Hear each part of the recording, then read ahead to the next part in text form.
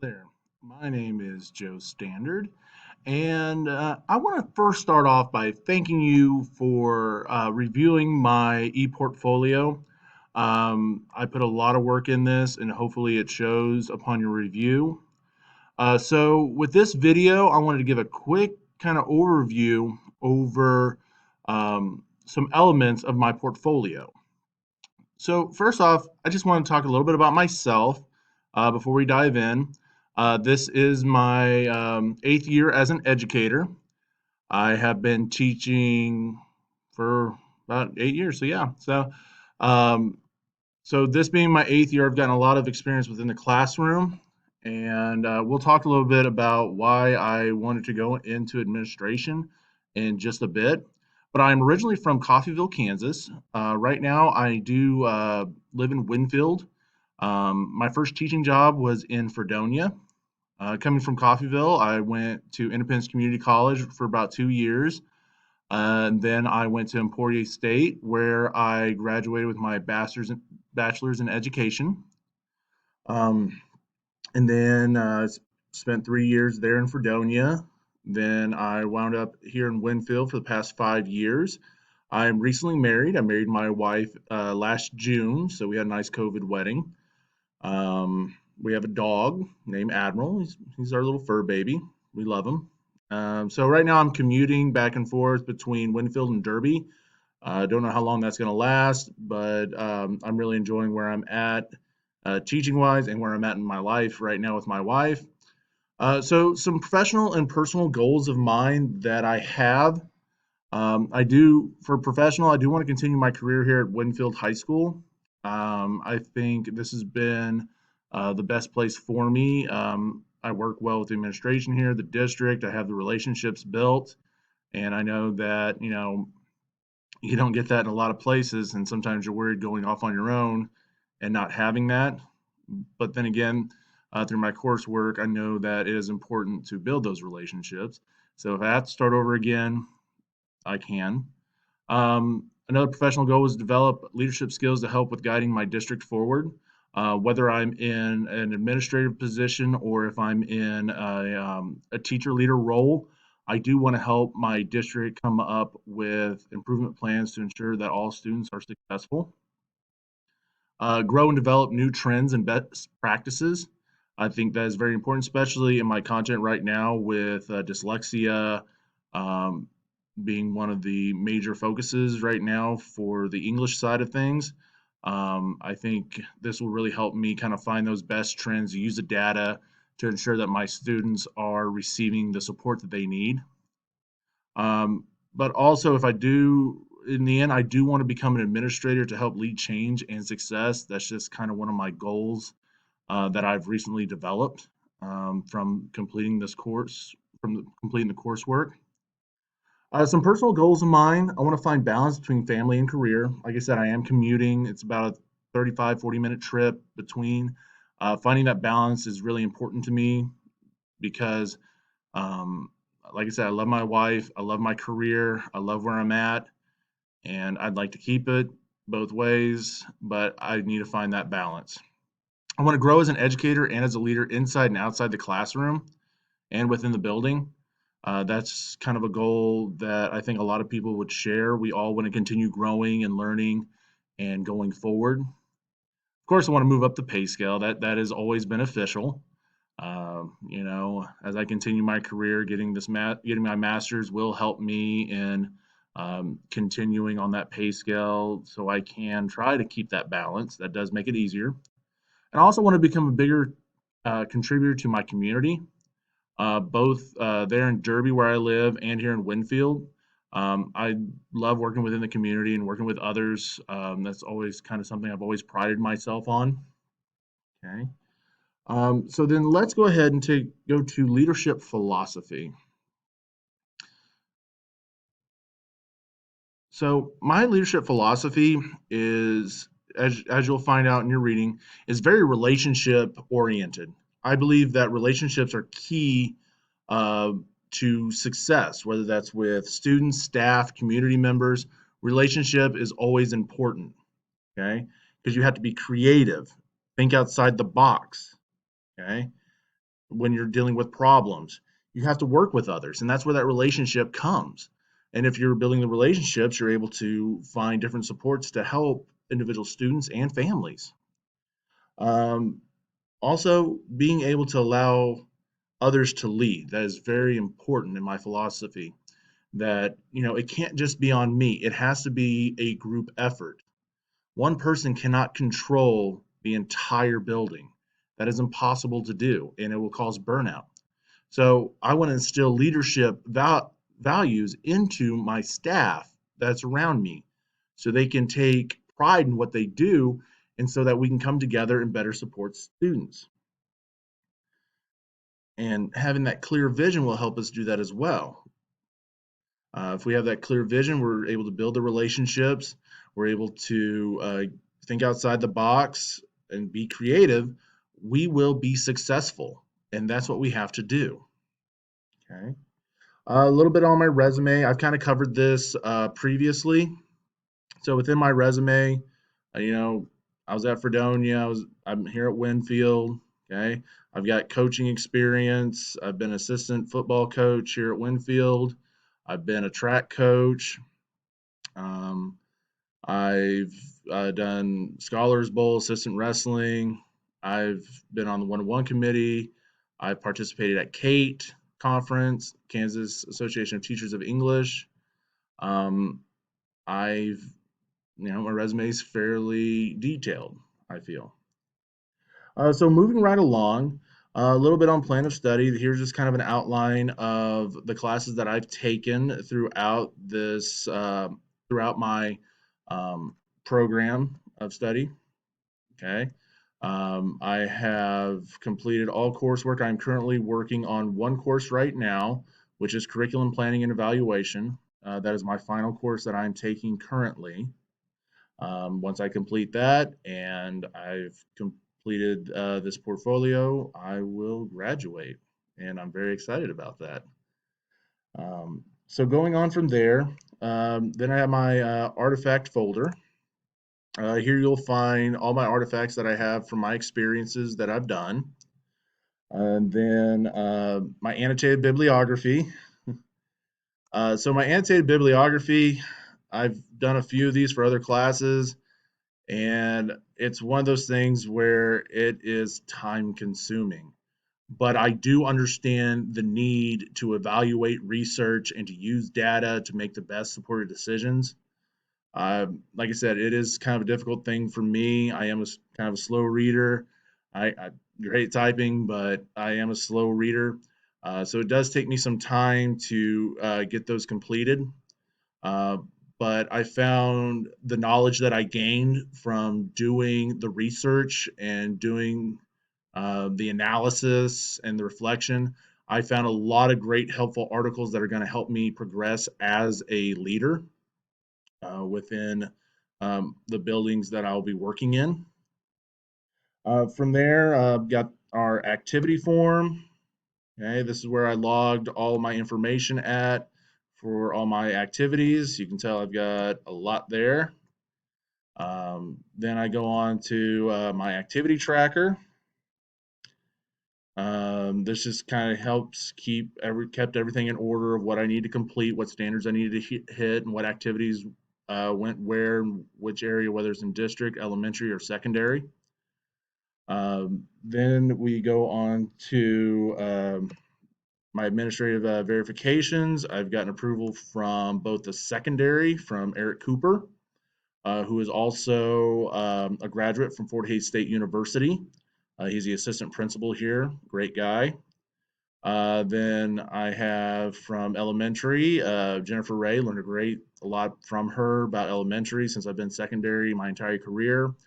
Her input was very valuable. And then Mark Littell, he is the assistant superintendent here at Winfield USD 465. I learned a lot from him as well, and being put into different positions, he helped me, kind of find my niche to where I can lead. So I'm very appreciative of all that they have done for me. So let's kind of look at right now some of the activities that I participated in. So at the district level, Um, for Standard 2, I went to Board of Education meetings. I sat in on those, took notes, paid attention.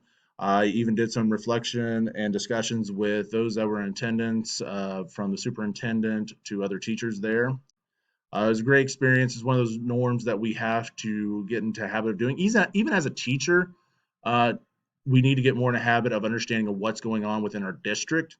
And going to board meetings was very helpful, especially now it is a little bit more easier when we are virtual. For equity and inclusiveness and cultural responsiveness, I participated in Orton Gillingham training, both as a learner and as a trainer as well. We helped out grades from elementary through secondary use Orton Gillingham within their classroom to help those students who are identified with dyslexia or with struggles in reading. It was a great experience, very intense, but it's highly recommended to get trained in that. I think it's well worth it. For learning and instruction, I participated and helped with Elevate. I helped with some of the planning, and I also led a group discussing Newsella, uh, one of my favorite programs to use. It was a great experience. As you're going to find out, I'm very heavily involved in a lot of the tech that's around here within our building. Operations and management. This is where we came together to discuss about the ESSER funds and how we can use those, because we only have 3 years to use the ESSER funds. So we were discussing, where we could implement those at to get the better value to make up for what COVID had taken from us, essentially. One of the most important things that I kind of got from those discussions is the fact that whatever we invest in, within 3 years, if we cannot keep it up, should we really be investing in it? I think that's a very important thing to keep in mind. I'm also a part of the negotiations team for our union. Uh, we for building professional capacity. This really kind of helped me, um, you know, help the our teachers out with ensuring that they are continuously getting supported and getting the help that they need within negotiations, making sure our contract is up to date. Within elementary, so this was a great eye opener for me. I have never taught in elementary school. Last time I was in elementary school before I started this program, I was an elementary school age. So this was a great opportunity for me to not only kind of revisit what elementary is about, but to also understand what the leader must do within an elementary setting. So one of the discussions that I had with Jennifer Ray, we were talking about Kansas Star. The Kansas Star just kind of help you. This is where you put in your mission, your values, and everything. We went into great detail about the importance of creating your mission and vision, how to get people together to create that, and how a leader shouldn't just go in and just change everything if they're new.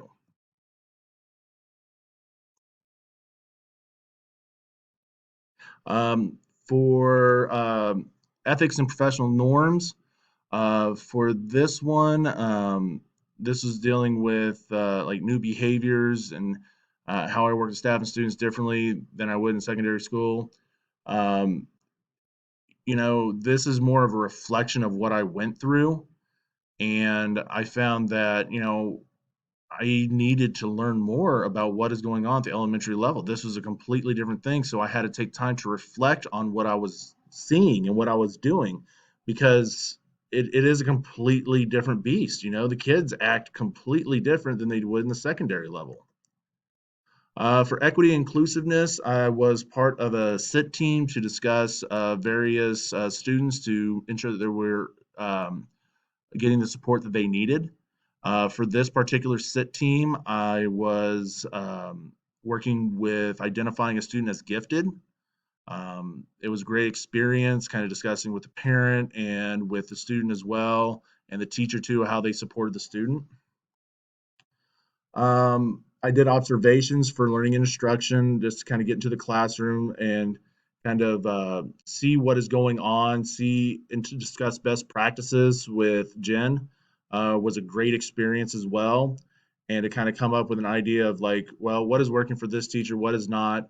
When we talk to her, are what suggestions can we make? How can we work with them to ensure that they are, better supported and prepared for instruction.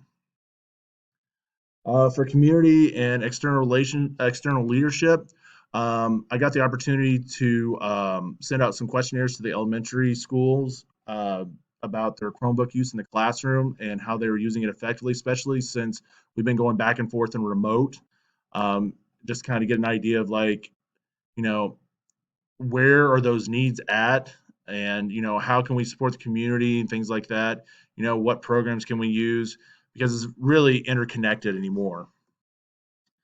For operations and management, really working with on the behavioral issues that would arise within school day or school days. Um, kind of understanding, what is acceptable policy, what is not, how do we enforce it? Um, what are the things that we do, especially at the elementary level? Because here, a lot of times, we get onto the kid, we send them to the office, principal talks to them, and there's not as much you know, emotion into it from the student side. There you get, more emotion, more crying, more anger, more fits. So how to deal with those is very important. For building professional capacity, I set in on some interviews that were really intriguing because they do it kind of differently here. They kind of bring all the elementary schools together to lead the interview process. And from there, they kind of find the right place in there for them to fit. It was really just kind of an interesting experience because I've always sat across the table in a secondary interview, but never in an elementary one. And just the questions that they asked, how do you handle students with behavioral issues? How are you doing remotely? What remote activities are you doing? For secondary, I will just kind of just go down the list here. So since I'm here, elementary was kind of more difficult to get into because with COVID and everything, it's been kind of difficult to get that communication, get into the building because either it's open or it's not, or the principal is busy. Secondary was a little bit easier for me to do. For mission, vision, and improvement, right now we are in the middle of school redesign. I'm helping lead the social emotional learning committee, where we are looking at ways to support students on the social emotional side of things. For ethics and professional norms, um, for state testing this year, we try to set something up to kind of, give something fun for the kids to do and kind of helping the teachers come up with a plan to, ensure that they had, opportunities for students to come in and have fun, as well as take state tests, those that weren't taking it. For equity, inclusive, and cultural responsiveness, I did sit on a sit team and recently came up with a 504 plan for a student that was identified with dyslexia. That was a pretty eye-opening experience because, as a professional, I was able to sit down and say, okay, this student needs to, we see that these are the deficits. Here's what we can do to help that student. So we came up with a pretty in detailed plan using Lexia program and some Orton Gillingham strategies as well with read write. And we'll get into read write in just a bit. There it is. Equity, inclusiveness, culture, responsiveness. I help with the implementation of getting this out to other content areas, ensuring that all students had this access to these access tools, because that's very important, especially in today's society, that students, need like a document reader or something there to kind of help them with their writing as well. So this has been a great tool within our district that I've helped kind of spearhead and ensure that they do get on their Chromebooks. Learning and instruction, I am part of the Ed Tech committee. I have been probably since I got here 5 years ago. Um, we've been always coming together to kind of go over resources that we have and seeing where we can best support teachers at and administration as well. It's been probably one of the most fun committees I've ever been on, getting to try new things, having in-depth conversations. Very worthwhile. For community and external leadership, for communication, creating two-way, I utilize Band app with my activities that I do. I keep parents informed, students informed about what's going on. This is where I get questions and everything from. It's a pretty great app to use. If you haven't used it, I'd probably suggest using it. Operations and management, kind of going along with the dyslexia route. I've been advocating for Power Up from Lexia. Right now, I am in the middle of piloting it. I'm also leading a group right now of collecting data so we can support why we need to use this within our classroom, especially at the secondary level, because a lot of times resources that are available to students at the secondary level that have reading issues are more geared towards elementary, and you do not want your students that are struggling reading feeling like they are in elementary school. That would be terrible feedback from them.